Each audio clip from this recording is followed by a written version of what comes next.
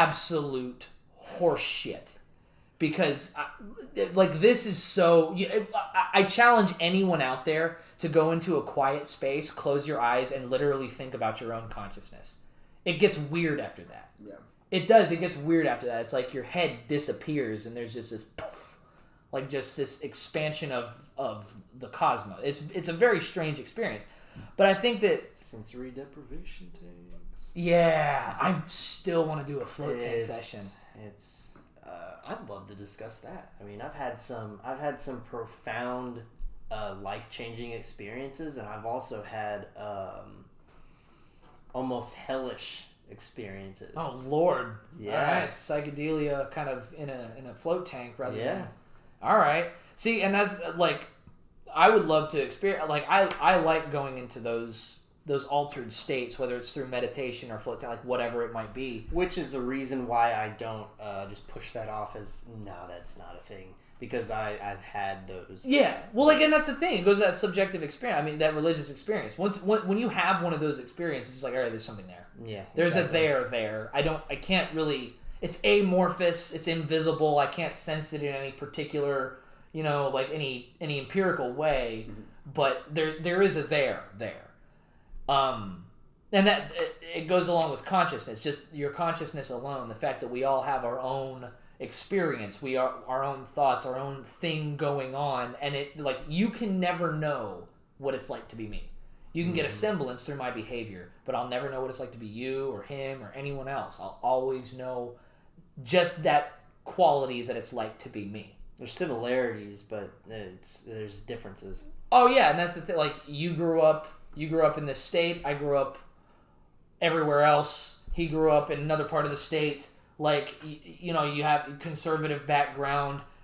I imagine not as conservative, but your parents are an older generation. They're probably more conservative than our liberal fellows today. Not getting into politics just yet, but we all have our own set of filters, and it kind of filters that experience down to a really fine point of subjectivity. And I that to me is one of the points of meditation, is to experience that thing that gets filtered through before it hits a filter. Yeah. Okay. Yeah. Oh, yeah. When you learn to, I can't help. Again, I quote him incessantly because he truly is a great philosopher on the subject. His PhD in neuroscience is premised around the philosophy or the neuroscience of belief, and he's also done experiments with consciousness. And his quote is, "You're not the author." Sam Harris. Sam Harris. Okay. You're not the author of your own thoughts. So the thing that you think next is pretty much as random as the next thing that I'm going to say. Pokemon cards and a gasoline guzzler. See, it's just fucking random. And the things that pop into your head are just as random. And are they random, though? Because, it could be something that you just happen to think about, or something that would come into your particular mind. You ever thought about swerving your car in oncoming traffic? Yeah. Yeah. Who the fuck actually actively thinks about that? Who the fuck conjures that thought? You don't conjure any of those thoughts. Now, granted, that it's almost thought... like a flash. Yeah. It just... I could do this. It just... into your mind. And then you're like, that's weird. And then the next thing you know, you're like, I wonder what's on the radio. I want some Zeppelin. It's now it might flash through because it's coming into conscious awareness. Mm-hmm. It may very well have passed through some of those subconscious filters. Are you typically going to think that as you're driving, as opposed to watching TV at home? Now that's a fair point. I will give the argument, and not really the argument, but I'll pose the point that I do have a something that flashes into my mind. It's super dark, by the way. But the idea or image or even imagining the idea of taking a gun. Oh, all the time. And then it's that's not something I want. And, no, you're not suicidal. Oh, okay, that's there. Yeah, you're not suicidal. And you push it away. Well, that's the thing. But it's still a thought that I have no control over that just comes and then goes. And so here, this has been my experience in deeper states of meditation. So I'll be sitting there, and it's just like it's quiet. Like it's just quiet. There's no sound. Any sound like that is white noise. It's just kind of in and out. And then I'll notice like there's a slight disruption in my silence, and it's not a noise-based disruption. It's a cognitive disruption. And it's almost like I see this bubble forming, and it's amorphous, and then it kind of, it's a house. Oh, it's me in a house.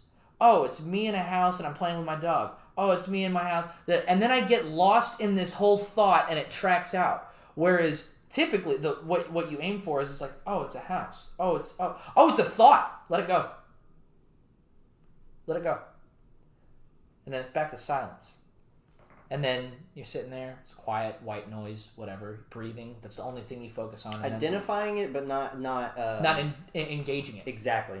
Yeah, you identify it, you're like, oh, that's a thought. Which is actually hard for a lot of people to meditate because they get lost in those things that come up instead of here's the fun identifying it and then allowing it to continue on. It's going to take anybody who starts meditating today, it's going to take them at least a year to figure out how to just identify a thought. Everybody gets so pissed off and frustrated. I credit you for that because you had told me whenever I was starting to get into meditation that instead of fixating to just identify it and then don't engage it.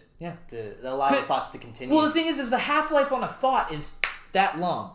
It's that long. That's all it takes. If you literally are like not engaging that and you like just focus, like you just go back to focusing on your breath, that fucking thought goes away. Mm-hmm. Take a look next time you get seethingly angry. And this is a challenge for everybody. Next time you get so angry, stop and take a deep breath and look at your anger from a third-person perspective. That shit vanishes in a matter of seconds. The half-life on anger is so short. It's minuscule. And it's because of that experience. It's not just thoughts, it's even emotions that you can step outside and just look at, not latch yourself onto and engage, and then they just float by out of it. They're like clouds. It's like looking at the sky, and then you just kind of fixate your view up at one point. And as a cloud goes by, you don't follow that cloud until it goes out of. You just keep, oh, hey, that one looks like a heart. Which honestly, it can. I practice that in just any issue that comes up at work or just everyday life. If you don't, just like meditation, if you don't gauge in that anger and you just identify it, then you can come to the conclusion that, okay, well, this is what I need to do. You know, instead of fixating on the anger.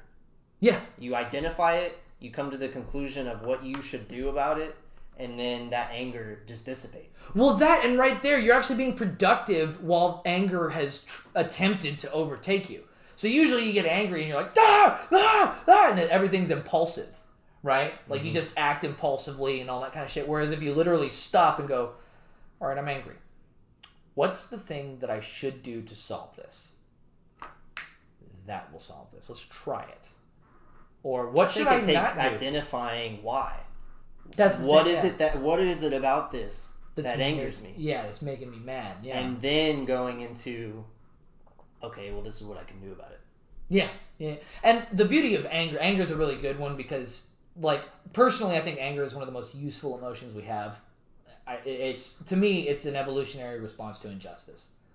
It's just a response, like it is necessary at times. Well, he spoke about in the like a lot of people like to forget that Jesus got angry. Jesus flipped tables over and cussed people out in a church for like collecting money and stuff. Didn't cuss them out. Let me have this moment. You were doing so well. Let me have this awesome. No, but like there is such a thing as righteous anger. Like when, like, okay, the classic example today is somebody takes your lunch. You're not Jesus, Warren. This is let my hair down. Even Sodom and Gomorrah with God. Say what? Sodom and Gomorrah. Oh yeah, God Himself was angry with Sodom and Gomorrah, just smiting an entire 2 cities in one go. And who was it? Was it Jacob? Lot. All right, it was Lot. I forget my character, my people, but it was Lot who was like, "Let me find 10 righteous men." Actually, Lot was in the city, but it might have been Abraham that was pleading with God. That was saying, "Let me find at least." He was just going down further and further. 50 righteous people, will you save the city? How about 40? How about 30? And they got to 10, right? It was. Yeah. Can we find 10 righteous people in the city? Yeah, and there wasn't even 10. There wasn't. Yeah, and so there was not even 10 righteous people in the city, and so God destroyed the cities. Oh. And now, granted, that's on a grander scale. Yeah. That is on a grander scale, but the whole concept of God is that God is a grander scale concept than us. So destroying a city might be for God is kind of like beating the crap out of somebody who took your lunch at work. Like, I don't know about anybody else, but when it comes to food, I don't fuck around. Like, if somebody takes my lunch, it's like we're going at this. You're not getting my food, and that's I might not be ethically allowed to beat the hell out of somebody for it, but my anger at somebody taking my food is perfectly righteous. Any normal, rational person would be upset about having their lunch taken. Yeah. And I think that's what anger is supposed to be. So asking yourself, why does this make me angry? But also, is my anger actually properly placed or is it misplaced? And again, that's mindfulness. That's mindfulness, dude. A lot of times it is misplaced, and you have to filter through that. A lot of times it's misplaced, dude. A lot of times, and that's the beauty of displaying and practicing mindfulness, especially in the form of like vipassana meditation, like mindfulness meditation, is you learn to be like oh, that's anger. Like, I can tell you right now, is the first thing I focused on. Mm-hmm. I've caused so much damage to various property because of my typically my own or my parents, but in the same token, I've broken a lot of shit because I've been angry, and that's the first. I got to be able to go, oh, that I engage that, and then I break a door off the hinges. I can't have that going on. Can't have that going on. So, the last points I had, consciousness is a really good discussion to have. That's a fun one, but The last point I had, I really don't know where I was going with this, but belief in God with and without religiosity. So, I think we kind of were able to cover that base just through everything else, you know what I mean? Yeah. Like just talking about these points in light of our respective I posed that traditions. question. What do you mean? Earlier I had posed that question, just, Like, are you able to pursue a relationship with God absent of like an organization or absent of just other people? Which yeah. I would say, thank you, by the way. It's possible that one absolutely can. You can definitely believe in God. You can try your best to follow what you believe God wants you to do. But even in the Bible, at least from the Christian perspective, like God tells us that like we need to have fellowship. We need to be united with the body of believers because it's super productive and super helpful. Even like, for example, you could be, say you have a problem with lust, or you say you have a problem with drinking, and you're thinking like, oh man, I can't tell anybody about this. No one's going to get it. And unfortunately, I've been in some churches where you don't tell anybody there about your problems. But there are still some really good churches out there that you bring these burdens to them, and they're like, oh, dude, I used to be an alcoholic, or I used to be addicted to porn, and I know all about that. Well, let's talk about that. And it's completely like no judgment, nothing like that, and they actually try to help you. I think the thing that I focused on the most instead of the belief in God was, morality. Yeah. And going back to morality is just trying to be as kind and just as I can and build my relationship with God however long that takes. Well, what he was saying was the fellowship point. That goes back to that double-edged sword that I was saying. Like, if you have a community of people who are like-minded, whether they believe in God or they're a Christian group or like what have you, whatever you're looking for, if you have a community, there is that support network. I have this question. And I mean, of course, this is an ideal. Yeah. It doesn't work out all the time. Mm-hmm. But ideally, you have that support group. You have that group there that if you're unsure of something or if you were posed with a dilemma, you can go to them and be like, hey, I have this really kind of a quandary of what to do in this situation. And that group of people is they're far more apt to help you than like someone like me. Like, I don't really have a community. I can ask my parents, I can ask my friends, I can ask around, but I kind of have to square it away with my own moral beliefs. Like, okay, how does that, I have this moral that kind of, it's almost like I have to get a little legalistic with it. Like, I take the pre-existing moral and it's the closest thing that I can get to apply to the situation, and then I take what people have told me about the situation, and then I have new stuff, so I can kind of like get another level there of analysis. Okay. Yeah, and so, but I personally think that community like that is extremely important.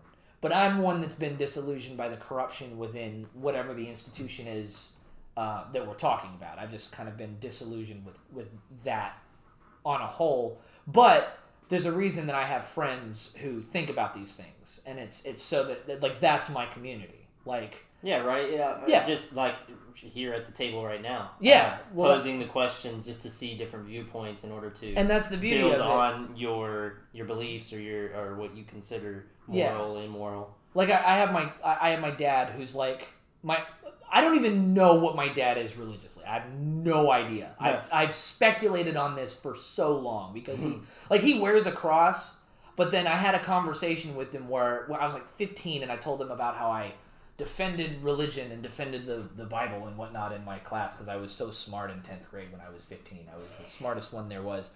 And my dad was like, "You're 15. Why are you taking such a harsh standpoint right now? Don't you want to live a little bit and then figure out your morals?" And that was coming from like I was like, "You have a cross around your neck. Doesn't that mean anything?" "Yeah, wear it for your mother." No, I don't think that's what but that's like he didn't say that, but like that's the idea I had at the time was like, you just said that, and then but you're wearing like, do you just wear the cross for mom? Like, I mean, like I don't understand that. Maybe he wanted you to come into your own without Yeah. Yeah. I get a feeling that's part of what it was. But like I have my dad, don't know what he is, but he's a source of moral guidance for me. If I have a question that I genuinely don't know what to do, and it's one of those things that it's like, my friends aren't going to know this because this is a question about like what happens as in the future of being an adult. You know, all my friends are, 20s, early 30s kind of thing. I need to know from like somebody who's 50 plus what this is about. And then I have like Alex, a devout Christian. I have you, somebody who's just avidly curious. I have fucking Dallas, who is close to me, but still kind of standoffish about the title God. Mm-hmm. Like there's, I have a whole slew of friends that I can kind of bounce things off of and be like, all right, who has something, let's see what people have to say and see what I'm working with here, see what my chips are dealing with here. But, still, I mean, it might do you some good to step out of that every now and again, because I mean, although like, that is great that you have something. Yeah. At the same time, it's also limiting. It is, and the same can be said for any group that you have. Yeah, like the same can be said for any group that you have, which is why I'm very. That's actually one reason I wanted to go to a synagogue. Mm-hmm. I really wanted to go to a synagogue and a mosque. Yeah. To just experience their sermons. I just want to experience their religiosity, and I'd love to talk to the imam or the rabbi. Thank you. I'd love to talk to them just about their viewpoints. Just, oh yeah, what are you guys about? What do I do in this situation? Kind of thing. Like, just always been. I've experienced Christian, which is the curiosity of different viewpoints. Oh yeah. That and religion, which helps build onto your own. Well, that and given my history, just moving around and everything, I've experienced so many varying religions. It's like, why not? I haven't really experienced Judaism. I haven't experienced Islam formally. I lived in Malaysia, but I didn't go into a mosque to see what they were about. The minarets and the call to prayer was absolutely beautiful. It's beautiful and hilarious at the same time, because there were some Westerners who would come and they'd put the songs that have ambiguous lyrics, so they put their own subtitles to them. People made those, and so it was really funny. And it's just like, I need a Starbucks coffee. I'm going to get a movie first. Like, yeah, and the funny thing was it sounded just like it when you read it. But Well, I think this was excellent. Yeah, I think we cracked open think we cracked open the heavens pretty well. See what lies beyond. This has honestly helped me with, because recently I have been building more of a curiosity toward this as opposed to my aggressive just putting that aside. Yeah, just aggressive agnosticism. Yeah, you're. I'm not sure. Well, for a long, I mean, I still go between that fine line of not sure and non-believer. Oh, okay. So it's very, but well, that's the thing. There's a there. So non-belief is kind of that's too absolute, right? Mm-hmm. Yeah, I know. Which is hard also to believe on the other spectrum. Absolutely believe or absolutely don't believe in something. Yeah, it's. Yeah, that's why this is a fun topic. This one, it has that sort of transhumanist feel because there's nothing provable. Mm-hmm. It's just a matter of discussing the concept. Personally, I think it takes more guts and more gung ho of a feeling to disbelieve in God entirely than it does to take a belief, because belief in God can vary in its degree. Mm-hmm. You know what I mean? Mm-hmm. Whereas a disbelief is binary. It's I do or I don't. You can't sort of disbelieve in something so massive or grand. So I definitely think it takes more oomph to take that line of belief. But I think we can wrap up this conversation here. Maybe find a vein. Consciousness was a good vein for future discussion. But that'll wrap it up here. The Midnight Sun. Future outputs entail the Second Amendment. We're going to be going over that. We're also going to be going over censorship. So tune into us next week at the Midnight Sun. That'll do it for us. Adios, folks. Peace.